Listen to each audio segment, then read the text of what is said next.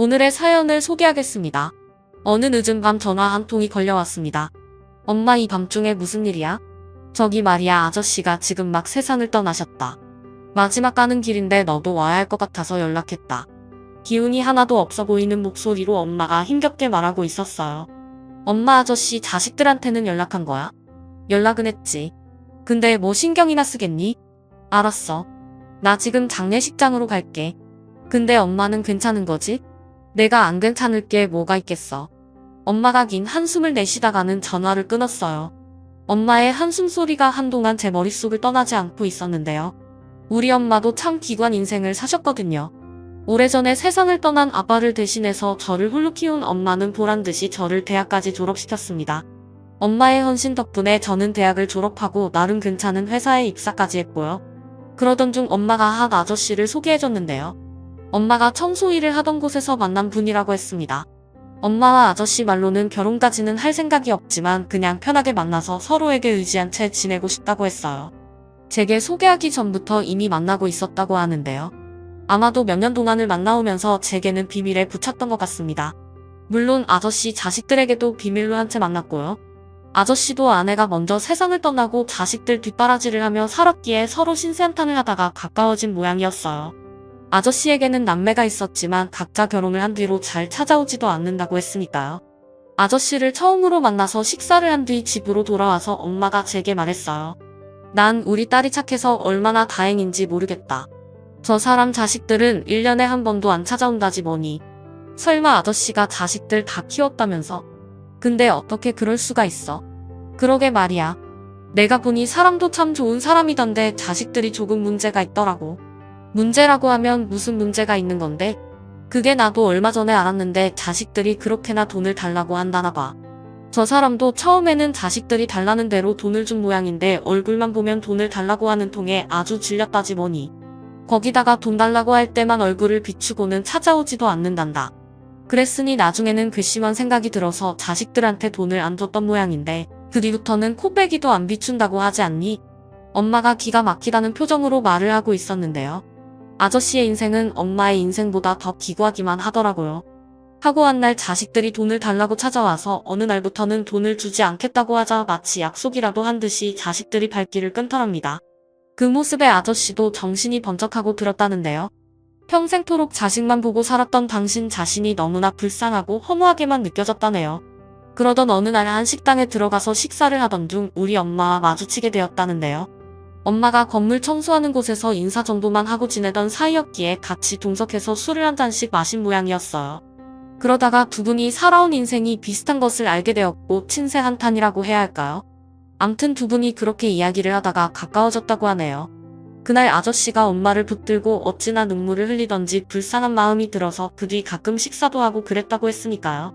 그렇게 두 분은 친구처럼 서로를 아끼고 챙겨주며 한동안 잘 지냈습니다. 하지만 그것도 얼마 가지 않았는데요. 아저씨 자식들이 찾아와서 엄마에게 협박을 했거든요. 거봐, 내가 뭘 했어. 아버님한테 여자가 생긴 게 분명하다고 했잖아. 그렇지 않고서야 아버님이 이렇게 오랫동안 연락을 끊고 살 리가 없잖아. 아저씨 며느리가 엄마를 노려본 채 말했다고 하네요.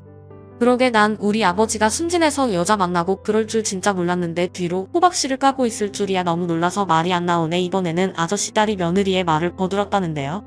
조용히 앉아서 엄마를 훑어보고 있던 아저씨 아들이 뒤늦게 입을 열었다네요.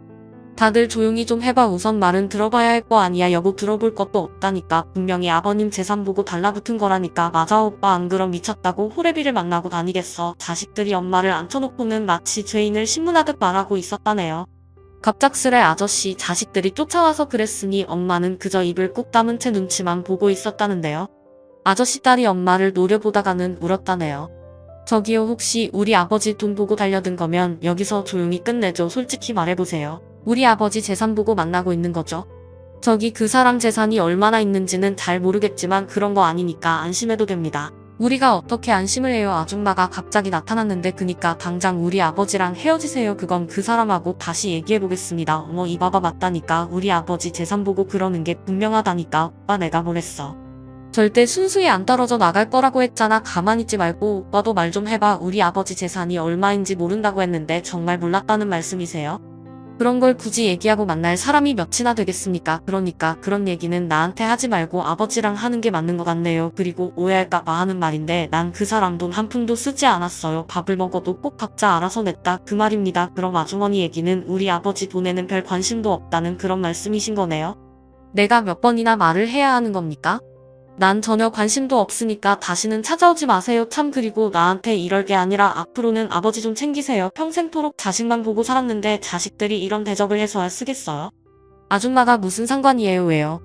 이제는 엄마 노릇이라도 하겠다 그 말인 거예요? 걱정들 하지 마요. 나도 그 사람이 그렇게 부자인 줄 알았으면 불편해서 안 만났을 거예요. 나한테 말하기로는 자식들이 돈을 다 가지고 가서 가진 것도 얼마 없다고 했거든요. 아무튼 그쪽들 소원이라니 이제부터는 그 사람 안 만날 테니 그런 줄 알고 있어요. 난 그럼 이만 가보겠소. 진짜죠? 앞으로 우리 아버지 안 만나는 거 확실한 거죠? 난 한 입으로 두 말 하진 않는 사람이니 걱정하지들 마요. 엄마가 한심하다는 표정으로 그 사람들을 노려보다가는 자리에서 일어났다는데요. 그 순간 아저씨 딸이 소리치고 있더랍니다. 오빠 그냥 가두라고 놔둘 거야. 앞으로 우리 아버지 안 만나겠다는 각서라도 쓰라고 해야 할 거 아니야. 저런 밑바닥 사람들은 거짓말을 밥 먹듯이 한단 말이야. 됐어. 내가 보니 그럴 뿐은 아닌 것 같은데 우리랑 약속했으니 지킬 거야. 우리도 이만 가보자. 그러다가 다시 만나기라도 하면 어떻게 할 거야. 모든 건 확실하게 해야 한다니까. 그럼 내가 가서 각서인가 뭔가 봤던지. 왜 나한테 난리야. 엄마가 그곳을 나올 때까지도 서로 다투고 있었다네요. 그런 아저씨의 자식들을 보며 안타까운 마음마저 들었다는데요. 아저씨에게 듣던 것보다 훨씬 더 개차반이었다고 했으니까요. 그 뒤 엄마는 그 아저씨와 두 번 다시 만나지 않았습니다. 아저씨가 몇 번이나 전화하고 찾아왔지만 엄마가 매몰차리만큼 냉정하게 행동을 했어요. 나중에는 아예 아저씨 전화번호까지 차단한 채 지냈거든요. 어느 날 아저씨가 제게 전화를 해서 따로 만난 적이 있었는데요. 요즘 엄마가 왜 그러는지 모르겠다. 내가 뭘 잘못한 게 있나 본데 말을 해야 알지. 혹시 너한테 무슨 말 한 것 없니?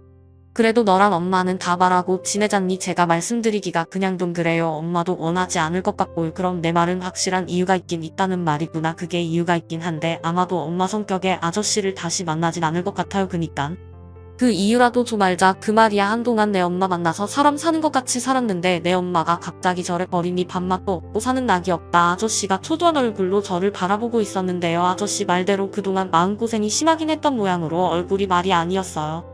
아저씨 얼굴이 많이 안 좋아지신 것 같은데 잘 챙겨 드시고 다니세요. 근데 엄마도 아저씨 만나고 나서 많이 좋아하긴 하셨어요. 그냥 친구처럼 서로 의지하면서 지내면 좋을 것 같다고 하셨거든요. 사실 엄마가 남자친구라고 소개해준 것도 아저씨가 처음이었어요. 아저씨가 건강하게 잘 지내셔야 엄마도 마음이 편할 것 같아요. 그니깐 그 이유를 좀 알려다오. 대체 무슨 일이 있었던 거니? 난 이대로 절대 못 돌아간다. 내가 무슨 잘못을 했는지만이라도 알아야 할 거 아니냐. 아저씨가 어찌나 간절한 표정으로 말을 하던지 제가 잠시 망설이고 있었는데요. 이러다 내가 말라 죽을 것 같아서 그런다. 내가 말했다는 말 절대 안 할 테니까 제발 무슨 이유인지만 알려다오. 아저씨가 눈물까지 그렁그렁해진 채 제게 애원하고 있었어요. 그 모습에 제 마음도 흔들리기 시작했는데요. 제 눈에는 두 분이 너무나 안쓰러워 보였거든요. 결국 제가 힘겹게 입을 열었어요. 아저씨 사실은 아저씨 아드님이랑 따님이 엄마를 찾아왔던 모양이에요. 우리 자식들이 내가 입도 뻥긋한 적 없는데 어떻게 알고 찾아와? 엄마가 얼핏 듣기로는 아저씨를 미행했다나 봐요. 평소 같으면 아저씨가 자녀들한테 벌써 연락을 했을 텐데 너무 연락이 없다 보니 뭔가 이상하다는 생각을 했다고 하더라고요. 그게 정말이냐? 그럼 그것들이 나를 미행해서 내 엄마를 쫓아갔다 그 말이야. 근데 저도 그냥 얼핏 들은 얘기라 자세히는 잘 몰라요. 아무튼 아저씨 자식들이 엄마한테 아저씨랑 헤어지라고 막 난리를 쳤다고 했어요. 거기다 엄마는 아저씨 재산이 그렇게 많은 줄 몰랐었는데 아저씨 재산이 많다는 말 듣고 충격도 많이 받으신 것 같고요. 아저씨도 우리 엄마가 어떤 분인 줄 잘 아시잖아요. 아저씨 자식들이 돈 두고 만났다고 그래서 많이 속상하셨나봐요. 하긴 내 엄마 성격에 그러고도 남지. 그리고 우리 자식들도 그런 말을 하고도 남고 말이다. 그니까 아저씨는 그냥 모른 척 하시고 엄마 찾아오지 마세요. 그동안 엄마도 아저씨 만나면 마음도 편해지고 그래서 좋았던 것 같은데 이제는 마음이 편하지도 않다고 그러시더라고요. 이게 다 내 잘못이다 내 잘못이야. 아저씨가 고개를 푹 숙인 채 중얼거리고 있었어요. 그런 아저씨에게 제가 다시 한번 당부를 한 채 말했어요. 아저씨 앞으로 우리 엄마 찾아오지 않았으면 좋겠어요. 그날 아저씨 자녀분들 만나고 엄마가 큰 충격을 받았거든요. 저도 엄마가 그런 꼴 당하는 거 정말 싫기도 하고요. 부탁드릴게요. 앞으로 다시는 찾아오지 말아주세요. 제가 정중하게 인사를 하고는 자리에서 일어났습니다. 얼핏 보기에는 아저씨가 눈물을 훔치는 모습이 보이는 듯 했지만 더 이상 관여할 일이 아니라는 생각이 들었기에 모른 척하고 그곳을 나왔어요. 그렇게 엄마와 아저씨는 한동안 연락을 끊고 지냈습니다. 그러던 어느 날 누군가 우리 집 초인종을 눌렀어요. 제가 인터폰으로 확인을 해보니 모르는 남자가 서 있었습니다. 죄송한데 누구시죠? 저기 저는 서영수 씨 아들 되는 사람입니다. 어머님을 좀 만나 뵙고 싶은데 혹시 집에 계신가요? 서영수 씨요? 잠시만요. 엄마 혹시 서영수 씨가 누군 줄 알아? 서영수. 그건 갑자기 왜 물어? 지금 밖에 서영수 씨 아드님이라고 찾아왔는데. 뭐? 그 사람 아들이 날 왜 찾아와? 우리 이제 안 만난다고 돌려보내. 그 사람 얼굴 본 지 한참 됐다고 해. 엄마가 다급하게 말하고는 방으로 들어가 버렸어요. 그 모습에 제가 당황한 채 인터폰으로 엄마의 말을 전달했는데요. 저기 우리 엄마가 그분 안 만나고 있으니까 그만 돌아가시라고 합니다. 저기 죄송합니다. 그 말씀을 드리러 온 게 아니라 급한 일이 좀 생겨서 이렇게 찾아왔습니다. 아주머니 좀 잠깐만 만나 뵐 수 있을까요? 급한 일이라 그런데 부탁 좀 드리겠습니다. 잠시만요. 엄마한테 다시 물어볼게요. 라면 제가 방으로 들어가서 엄마에게 다시 말했어요. 엄마 급한 일이라고 엄마를 꼭 좀 만나봐야 한다는데 어떻게? 설마 서용수 씨가 그 아저씨인 거야? 그 사람 안 만난 지 한참 됐는데 갑자기 왜 찾아와서 난리인지 모르겠구나. 나도 그냥 돌려보내려고 했는데 진짜 급하다고 하더라고. 혹시 아저씨한테 무슨 일이라도 생긴 거 아닐까? 제 말에 그제서야 걱정이 됐던 모양으로 엄마가 억지로 몸을 일으켰고 제가 현관문을 열어줬는데요. 아저씨 아들이라고 한 남자가 집 안으로 들어서더니 우리 엄마 손을 덥석 잡는 게 아니겠어요? 그리고는 아주 간곡한 목소리로 말했어요. 저기 아주머니, 우리 아버지 좀 살려주세요. 지금 우리 아버지가 많이 아프십니다. 그런데 종일 아주머니만 찾으시네요. 아니, 그 사람이 아프다니요? 그게 무슨 말이에요? 아주머니랑 연락 끊고 홀로 지내시다가 며칠 전에 쓰러지셔서 병원에 실려가셨는데 암이라고 하시네요. 예. 암이요? 아니 멀쩡하던 사람이 갑자기 암이라니요? 그러게 말입니다. 아무튼 우리 아버지가 내내 아주머니만 찾아서 이렇게 염치불구하고 찾아왔습니다. 우리 아버지 좀 한 번만 만나주시면 안 될까요? 세상에나 많이 심각한 겁니까? 지금 당장은 이득한 상태는 아니지만 힘들 것 같다고 하시네요.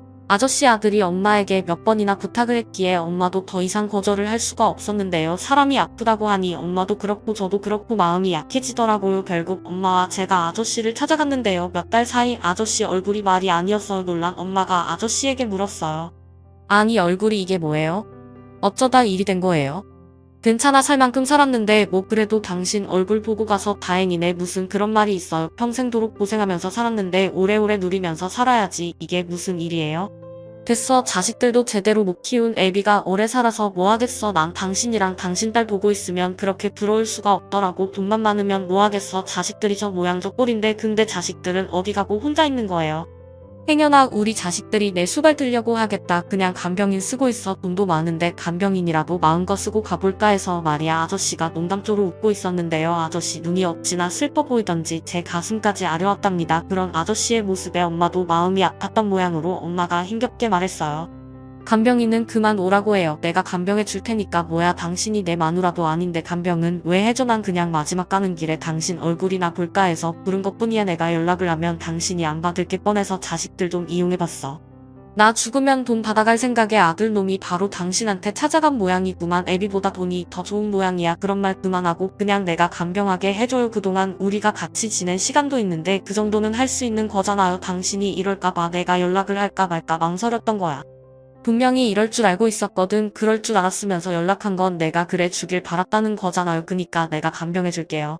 당신 주변에 나같이 좋은 친구도 없잖아요. 하긴 당신같이 좋은 친구가 없긴 하지. 그럼 내가 부탁 좀 해도 될까? 아니지. 당신 딸한테도 의견을 물어봐야겠네. 괜찮겠니? 염치불구하고 내가 부탁을 좀 하고 싶구나. 전 괜찮아요. 엄마가 알아서 할 일인걸요. 그리고 엄마가 병간호하면 아저씨가 더 나아질 수도 있을 것 같고요. 암이 어떻게 나아지겠냐? 다만 살아있는 동안만큼은 마음이 좀 편하긴 하겠구나 라며 아저씨가 활짝 웃고 있었어요. 그 뒤 두 분은 공기 좋은 곳으로 요양을 떠나셨는데요. 두 분이 공기 좋은 곳에서 잘 드시고 요양을 해서 그랬던 것인지 생각보다 암 진행 속도가 빠르지 않다고 했습니다. 그 모습을 보며 역시 사람 마음가짐이 중요하다는 것을 다시 한번 깨닫게 되었는데요. 마음 편히 잘 지내다 보니 아저씨의 얼굴도 조금씩 좋아져 갔거든요. 의사는 6개월 시한부 판정을 내렸지만 아저씨는 1년 넘게 사셨거든요. 하지만 암이라는 병이 10살이 낫는 병이 아니었기에 결국에는 엄마에게서 아저씨의 임종 소식이 들려왔습니다. 엄마와 꽤 오랫동안 만나오셨다는 말에 저도 남같이 느껴지진 않았는데요. 자주 만나 뵙진 못했지만 저한테도 참 잘해주셨거든요. 아저씨의 장례식장을 들어서면서 문득 아저씨가 했던 말이 떠올랐는데요. 언젠가 아저씨가 제게 말했거든요. 그때 당시에는 그냥 피식 웃고 말았었는데요. 사실 그 말이 기분 나쁘거나 하진 않았던 것 같습니다. 이런저런 생각들을 하며 아저씨와의 추억을 떠올리고 있던 와중에 아저씨 아들이 엄마와 제 곁으로 오더니 조용히 말했어. 역시나 아저씨 아들이 엄마에게 봉투를 들이밀면서 나가달라고 요청을 했어요. 결국 엄마와 저는 등 떠밀리듯 그곳을 나왔는데요. 엄마는 끝까지도 봉투를 받지 않았습니다. 집으로 돌아오는 길에 엄마의 표정이 너무나 안 좋아 보였기에 제가 엄마를 위로했어요. 엄마, 그래도 아저씨 마지막 가시는 길에 인사는 했잖아. 그냥 좋게 생각해. 내가 안 좋게 생각할 게 뭐가 있겠냐만 그 사람 인생이 불쌍해서 그런다. 어쩌면 그런 사람한테 저런 자식들이 낳은 건지 이해할 수가 없구나. 그건 나도 그렇긴 한데 그런다고 어쩌겠어. 나중에 아저씨 납골당이나 한번 다녀오자. 제 말에 엄마가 뒤를 돌아 눈물을 훔치고는 다시 입을 다물어 버렸어요. 그 뒤 우리는 아저씨 이야기를 아저씨가 말하는 것에 대해 다물어 버렸어요. 그 뒤 우리는 아저씨 이야기를 입에도 올리지 않은 채 조용히 지냈습니다. 그러던 어느 날 정말이지 기가 막힌 일이 일어났답니다. 그날은 퇴근을 하고 엄마와 함께 저녁 식사를 하고 있었는데요. 잠시 후 초인종이 울리는 소리가 들렸고 제가 확인해보니 어떤 남자가 서 있는 게 아니겠어요. 제가 누군지 물어봤더니 변호사라고 밝힌 남자가 아저씨의 이름을 대며 잠시 할 이야기가 있다고 했습니다. 아저씨의 이름을 듣고는 엉벽결에 문을 열어줬는데요. 집 안으로 들어서던 변호사가 기가 막힌 이야기를 하기 시작했어요. 안녕하세요. 저는 서영수 씨 변호사 되는 사람입니다. 제가 몇 번이나 전화를 드렸는데 전화 연결이 안 돼서 이렇게 찾아왔습니다. 저한테요. 혹시 잘못 알고 오신 것 같은데 서영수 씨 변호사라고 하면 자식들한테 연락을 해야 할 것 같은데 저는 그 사람이랑 아무 사이도 아닙니다. 엄마가 변호사에게 다급하게 말했는데요. 조금은 심각한 표정으로 있던 변호사가 충격적인 이야기를 하기 시작했어요. 사실은 서영수님이 김영실님께 증여를 하신 게 있습니다. 증여요? 저는 처음 듣는 얘기인데요. 이미 증여는 다 끝난 부분으로 보이니 남기신 부탁 말씀을 드리러 왔습니다. 예전에 서영수 씨께서 서류에 서명하라고 하신 적이 있었을 텐데요. 혹시 기억나시나요? 서류요? 아전에 그냥 기부 관련 서류에 서명했던 걸로 기억이 나긴 하는데 그게 증여랑 무슨 상관이 있다는 거죠? 저도 자세히는 알 길이 없지만 어쨌든 증여받는 거에 동의를 해주셨습니다. 라며 변호사가 편지 한 장을 건넸는데요. 거기에는 아저씨가 엄마에게 남긴 간곡한 내용들이 빼곡히 적혀 있었습니다. 편지 내용을 간단하게 요약해보자면 아저씨가 살던 집을 엄마에게 증여한다는 내용이었는데요. 편지를 읽던 엄마가 놀란 채 변호사에게 외쳤어요. 아니, 내가 남의 집을 왜 받습니까? 절대 그리할 순 없습니다. 그 사람 자식들이 눈 시퍼렇게 뜨고 있는데 저보고 그걸 받으라니요. 절대 그럴 순 없습니다. 그런데 이미 증여가 다 진행된 부분이라 어찌할 수가 없습니다. 고인께서 생전에 이미 다 진행을 하셨던 부분입니다. 물론 자식들이 유리분 청구를 할 수도 있겠지만 그것도 감안해서 준비하셨던 부분입니다. 고인께서는 김영실님께서 그리 말씀하실 줄도 다 알고 있으셨습니다. 그래서 편지에 당부 말씀도 남겨주신다고 했고요. 편지를 끝까지 읽어보시죠. 변호사의 말에 엄마가 다시 편지를 읽어내려갔는데요. 편지에는 아저씨의 당부 말씀이 적혀 있었어요. 한마디로 자식들한테 돈을 줘봐야 쓸데없는 짓이나 할 것이라며 엄마에게 남긴 재산을 가지고 평소 엄마가 기부하는 곳에 기부도 하고 좋은 일에 써줬으면 좋겠다는 말이 있었는데요.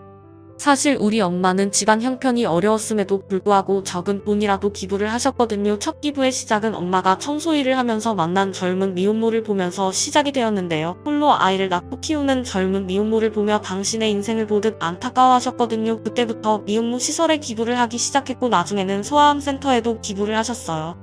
그런 엄마를 따라 저도 매달 기부를 하고 있었고요. 아저씨는 그런 엄마를 보며 대단하다는 생각을 많이 하셨다고 하네요. 그리고 언제부턴가 엄마를 따라서 기부도 시작했다고 했으니까요. 그래서였을까요? 아저씨는 도움이 될 만한 사람들에게 기부를 하라는 당부의 말을 몇 번이나 남겼습니다. 참 안타까운 일인데 자식들한테 좋은 일에 쓰라고 하면 그 돈 가지고 지들 배만 불릴 텐데 당신이 좋은 일에 좀 써줘. 그래도 세상 떠나기 전에 당신을 만나서 기부라는 것도 알게 됐고 나름 괜찮은 인생을 살다 간다는 생각이 드는구만. 자식들은 다들 먹고 살만하니 도움이 필요한 사람들에게 돌아갔으면 좋겠네. 그 일을 당신한테 부탁하고 싶은 거요. 미안하지만 내가 이렇게 간곡히 부탁하리다 라는 말이 적혀 있었거든요. 어리나간 채 편지를 읽고 있던 엄마에게 변호사가 말을 했는데요.